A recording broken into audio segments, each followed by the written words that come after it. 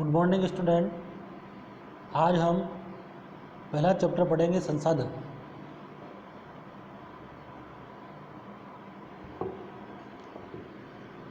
मोना और राजू अपना घर साफ करने में अम्मा की मदद कर रहे थे। इन सभी चीज़ों को देखो, कपड़े, बर्तन, अनाज, अंघा, शहद की बोतल, किताबें, इनमें से प्रत्येक उपयोगी है। मोना ने कहा, इसलिए ये महत्वपूर्ण है। अम्मा ने कहा, ये संसाधन है। संसाधन क्या है?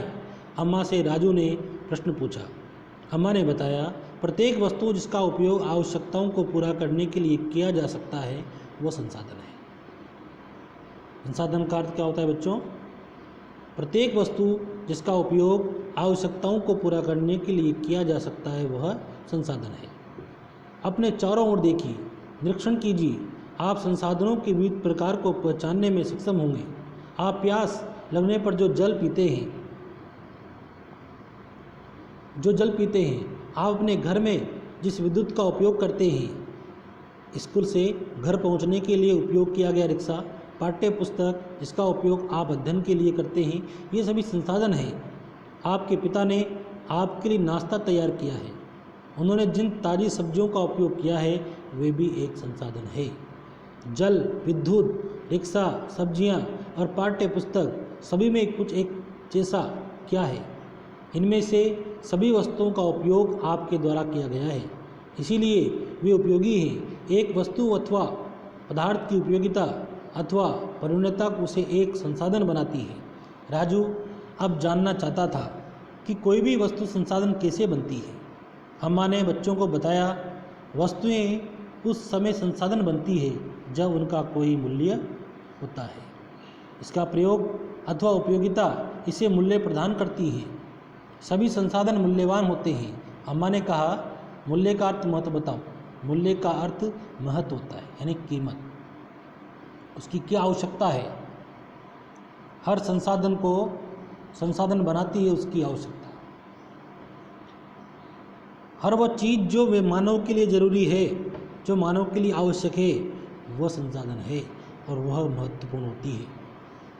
कुछ संसाधनों का आर्थिक मूल्य होता है जबकि कुछ संसाधनों का आर्थिक मूल्य नहीं होता।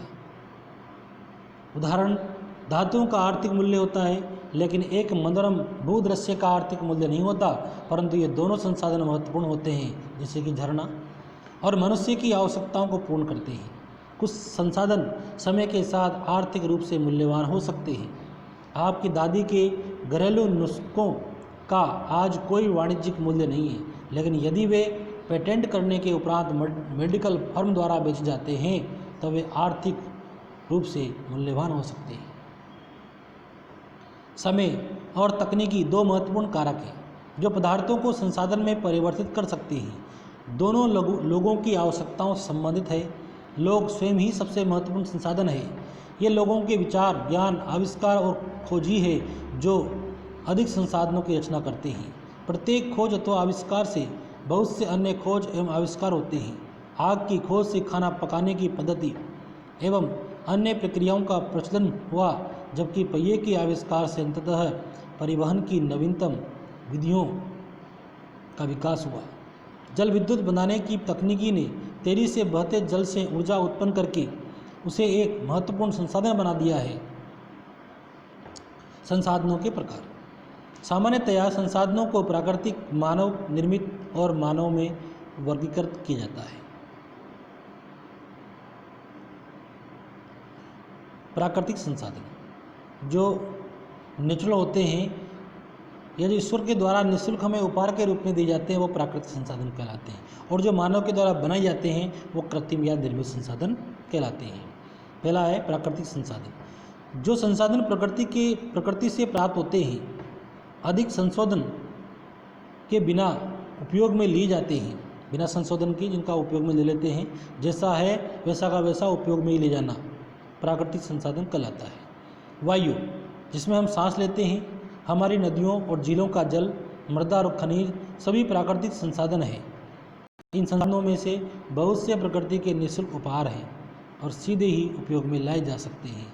कुछ परिस्थितियों में प्राकृतिक संसाधन का सबसे अच्छी तरह उपयोग करने के लिए औजारों और तकनीकी की आवश्यकता हो सकती है।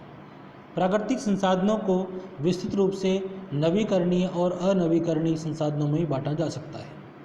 पहला है नवीकरणीय। वे संसाधन जो शीघ्रता से नवीकृत अथवा पुनः पूरित हो जाते हैं। इनमें से कुछ असीमित है और उन पर मानवीय क्रियाओं का प्रभाव नहीं होता, जैसे सौर ऊर्जा, पवन ऊर्जा।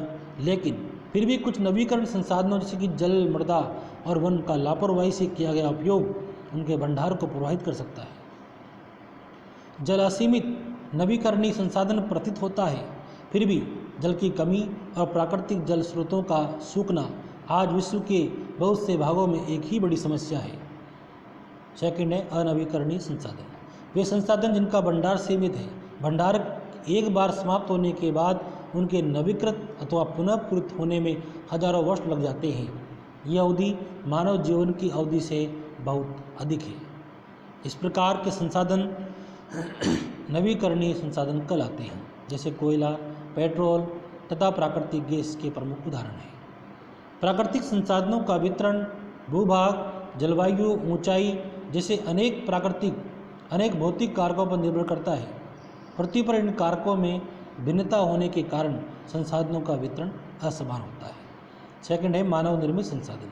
कभी कभी प्राकृतिक पदार्थ तब संसाधन बन जाते हैं जब उनका मूल रूप बदल दिया जाता है। लौह अयस्क उस समय तक संसाधन नहीं था जब तक लोगों ने उससे लोहा बनाना नहीं सीखा था। लोग प्राकृतिक संसाधनों का उपयोग पुल, सड़क, मशीन और वाहन बनाने में करते हैं, जो कि मानव निर्मित संसाधन है के नाम से जाना जाता है। प्रौद्योगिकी भी एक मानव निर्मित संसाधन है, इसीलिए हम जैसे लोग प्राकृतिक संसाधनों का उपयोग करके मानव निर्मित संसाधन बनाते हैं। मोना ने समझाते हुए कहा, हाँ राजू ने स्वीकृति मिश्री लाया। अगला टॉपिक है मानव संसाधन, इसे हम कल पढ़ेंगे।